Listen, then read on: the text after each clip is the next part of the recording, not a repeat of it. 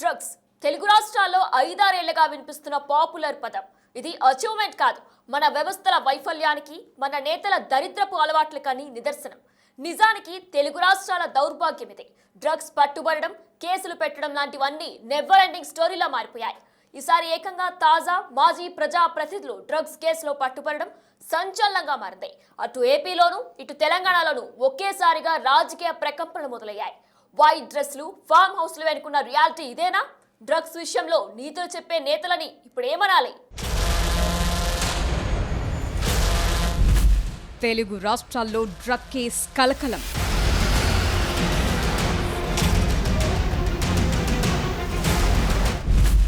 రాజకీయాల్లో ఒక్కసారిగా ప్రకంపనలు.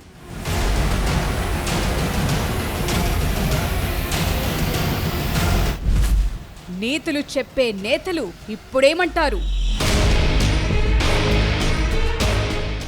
తెలుగు రాష్ట్రాల్లో ఇప్పుడు డ్రగ్స్ అనేది కేవలం ఓ క్రైమ్ న్యూస్ కాదు, అదొక సామాజిక క్యాన్సర్ గా మారిపోయింది. చివరికి తెల్ల చొక్కాల మాటున కూడా సాగుతున్న ఈ నల్ల దంద అందరినీ షాకు గురిచేస్తోంది. ఒకప్పుడు డ్రగ్స్ అంటే గోవాకో, ముంబైకో పరిమితమైన వ్యవహారం. కానీ గత 5-6 ఏళ్లుగా తెలుగు రాష్ట్రాల నలుమూలల ఈ పదం మార్మోగుతోంది.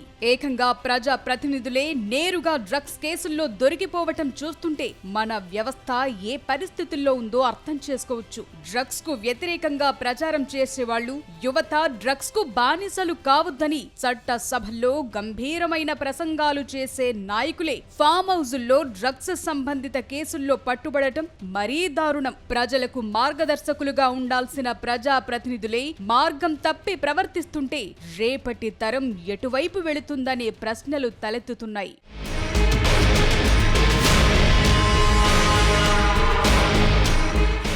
Moinabad farm house drugs case 2 Telugu రాష్ట్రాల్లో ఎంత సంచలనం రేపిందో చూసాం కదా. బీఆర్ఎస్ మాజీ MLA pilot Rohit Reddy, TDP Eluru MP Putta Mahesh Kumar Yadav సహా మొత్తం 11 మంది ఈ కేసులో నిందితులుగా ఉన్నారు.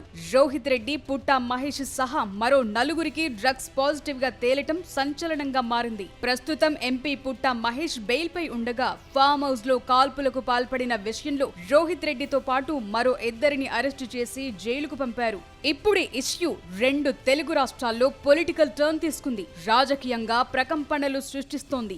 ఈ డ్రగ్స్ కేస్ ఘటనని ప్రతిపక్ష పార్టీలు అస్త్రంగా మలచుకోకముందే తెలుగుదేశం అధిష్టానం కొన్ని గంటల్లోనే రియాక్ట్ అయింది. సీఎం చంద్రబాబు ఆదేశాల మేరకు ఎంపీ పుట్ట మహేష్ కు టీడీపీ షోకాజ్ నోటీసులు జారీ చేసింది. సమగ్ర నివేదిక వచ్చే వరకు పార్టీ కార్యక్రమాలకు దూరంగా ఉండాలని, ఆరోపణలపై 5 రోజుల్లో లిఖితపూర్వక వివరణ అందజేయాలని ఆదేశించింది. వివరణ ఆధారంగా అధిష్టానం చర్యలు తీసుకుంటుందని నోటీసులో తెలిపింది.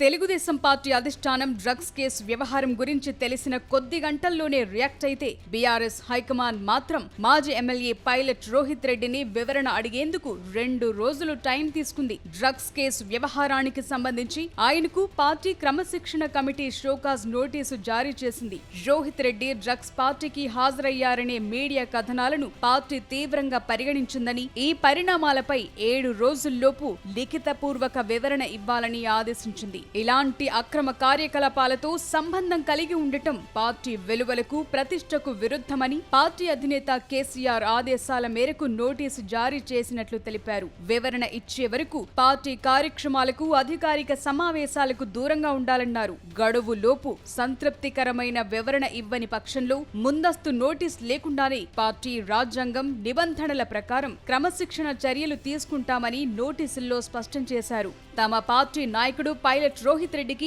బీఆర్ఎస్ షోకాజ్ నోటీసులు జారీ చేసే లోపే పొలిటికల్ గా పార్టీకి జరగాల్సిన డ్యామేజ్ జరిగిపోయిందనే టాక్ వినిపిస్తోంది. ఈ విషయం తెలిసిన కొద్ది గంటల్లోనే నోటీసులు జారీ చేసి ఉంటే రోహిత్ రెడ్డి విషయంలోనూ, డ్రగ్స్ విషయంలోనూ బీఆర్ఎస్ సీరియస్నెస్ ఏంటో ప్రత్యర్థి పార్టీలతో పాటు ప్రజలకు కూడా అర్థమయ్యేది. కానీ 2 రోజుల తరువాత తేరుకుని షోకాజ్ నోటీసులు ఇవ్వటం చూశాక తలో రకంగా చర్చించుకుంటున్నారు.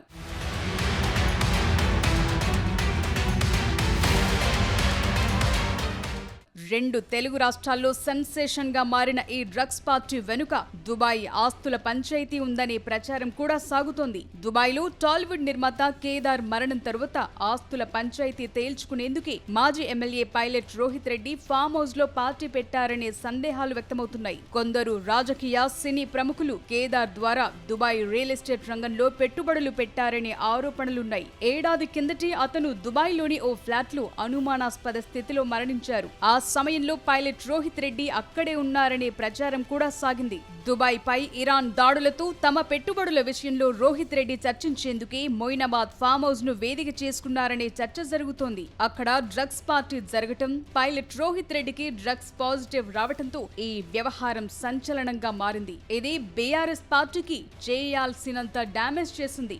గత అసెంబ్లీ ఎన్నికల ముందు నుంచే ఈ డ్రగ్స్ వ్యవహారం రాజకీయంగా నలుగుతూ వస్తోంది. కాంగ్రెస్ పార్టీ ముందు నుంచి డ్రగ్స్ వ్యవహారంలో బీఆర్ఎస్ ను టార్గెట్ చేస్తూ వస్తోంది. ఇప్పుడు బీఆర్ఎస్ మాజీ ఎమ్మెల్యేకి డ్రగ్స్ పాజిటివ్ రావడంతో గులాబీ పార్టీకి నెగటివ్ గా మారిందనే చర్చ జరుగుతోంది.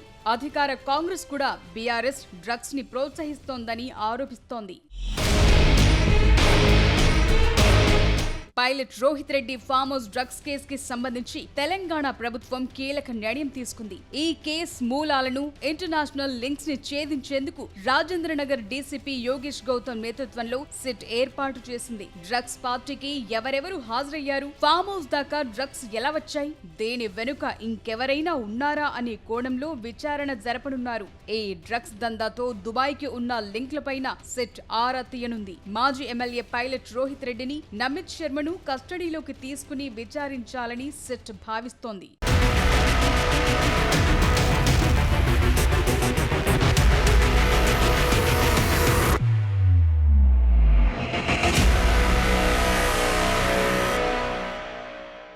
Pilot Rohit Reddy farm house పై ఈగల్ టీం దాడి, ఆ తర్వాత పరిణామాలు తెలంగాణ రాజకీయాల్లో పెద్ద దుమారమే రేపాయి. బీఆర్ఎస్ మాజీ ఎమ్మెల్యే డ్రగ్స్ పార్టీలో దొరకడంతో ఆ పార్టీ అధికారంలో ఉన్నప్పుడు రాష్ట్రంలో డ్రగ్స్ సంస్కృతి పెరిగిందనడానికి నిదర్శనమని అధికార కాంగ్రెస్ పార్టీకి చెందిన నేతలు విమర్శించారు. ఏది ఏమైనా డ్రగ్స్ మత్తులో జోగే నేతలు ప్రజాసేవ చేసేందుకు పనికొస్తారా? ఇప్పుడు రాష్ట్రంలో ప్రజాప్రతినిధులందరికీ డ్రగ్స్ టెస్ట్ చేసే టైం వచ్చిందా? తాజా రాజకీయ పరిణామాలు ఏం సూచిస్తున్నాయి?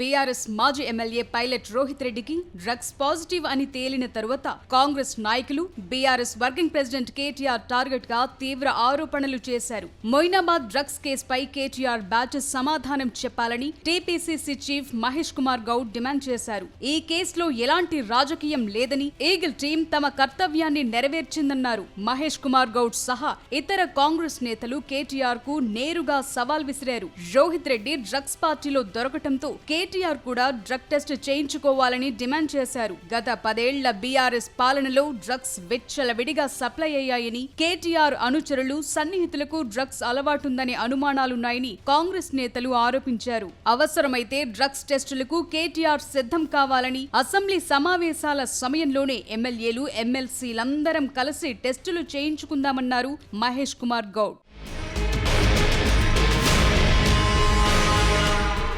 కేటీఆర్ కూడా ఈ ఆరోపణలపై రియాక్ట్ అయ్యారు. తాను ఎప్పుడైనా ఏ రకమైన డ్రగ్ టెస్టుకైనా సిద్ధమని ప్రకటించారు. రోహిత్ రెడ్డి వ్యవహారంలోకి బీఆర్ఎస్ పార్టీని లాగటం రాజకీయ కక్ష సాధింపన్నారు. డ్రగ్స్ తీసుకున్న వారెవరైనా సరే కఠినంగా శిక్షించాలని ట్వీట్ చేశారు. అంతేకాదు అన్ని రాజకీయ పార్టీల ప్రజాప్రతినిధులు డ్రగ్ టెస్ట్ తీసుకోవాలన్న పీసీసీ చీఫ్ మహేష్ కుమార్ గౌడ్ సూచనను స్వాగతిస్తున్నట్లు తెలిపారు. అనవసరంగా తన పేరుని డ్రగ్స్ కేసుల్లోకి లాగితే ఊరుకునేది లేదని, అసత్య ప్రచారాలు చేస్తే లీగల్ నోటీసులు ఇస్తానని హెచ్చరించారు. అయితే ఈ డ్రగ్స్ వ్యవహారం తెలంగాణ అసెంబ్లీ బడ్జెట్ సమావేశాల వేళ పొలిటికల్ హీట్ ని అమాంతం పెంచేసింది. శాసన మండలి వేదికగా ఎమ్మెల్సీ మహేష్ కుమార్ గౌడ్ డ్రగ్స్ ఇష్యూపై తీవ్ర స్థాయిలో స్పందించారు. రాష్ట్రంలో గంజాయి, కొకైన్ విచ్చలవిడిగా దొరకటానికి 10 ఏళ్ల బీఆర్ఎస్ పాలనే కారణమని మండిపడ్డారు. రాష్ట్రంలో బిస్కెట్లు, చాక్లెట్ల మాదిరిగా డ్రగ్స్ దొరుకుతున్నాయని, కొందరు నేతలే స్వయంగా డ్రగ్స్ దందా చేయటం సిగ్గుచేటన్నారు.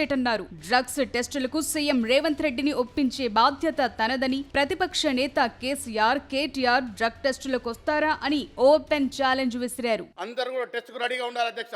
కాంగ్రెస్ పార్టీ మేము ఎవరికైతే బీఫామ్లు ఇచ్చామో మేమందరం టెస్టుకు రెడీ ఉన్నాం అధ్యక్ష. మొదటగా టెస్ట్ చేసుకోవాల్సింది మా ముఖ్యమంత్రిని ఒప్పిస్తాను అధ్యక్ష. రేవంత్ రెడ్డి గారు ముందు వరుసలో ఉంటారు, మీరు కేసీఆర్ తీసుకురండి.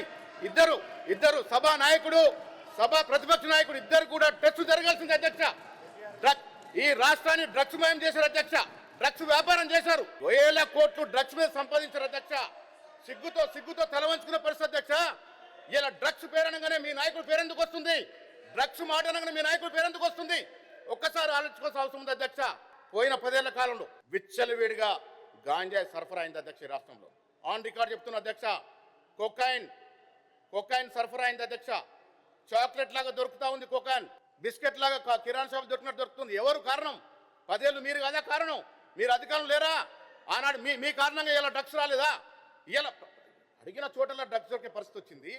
ఎందుకు ప్రజలు అనుమానపడతా ఉన్నారు? కాంగ్రెస్ తరపున బీ ఫామ్స్ అందుకున్న వాళ్ళందరినీ తాము టెస్టులకు తీసుకొస్తామని, ధైర్యం ఉంటే బీఆర్ఎస్ కూడా వారి సభ్యులందరినీ తీసుకురావాలని మహేష్ కుమార్ గౌడ్ డిమాండ్ చేశారు. మొయినాబాద్ ఫామ్ హౌస్ లో పట్టుబడింది బీఆర్ఎస్ నాయకుడు కాదా అని ప్రశ్నించారు. గతంలో టెస్టులకు భయపడి పారిపోయిన వారెవరో ప్రజలకు తెలుసున్నారు. ఇప్పటికే పైలట్ రోహిత్ రెడ్డికి బీఆర్ఎస్ షోకాజ్ నోటీసు జారీ చేయటం, మరోవైపు మండలిలో మహేష్ కుమార్ గౌడ్ విసిరిన డ్రగ్ టెస్ట్ ఛాలెంజ్ తెలంగాణ రాజకీయాలను ఒక్కసారిగా వేడెక్కించింది.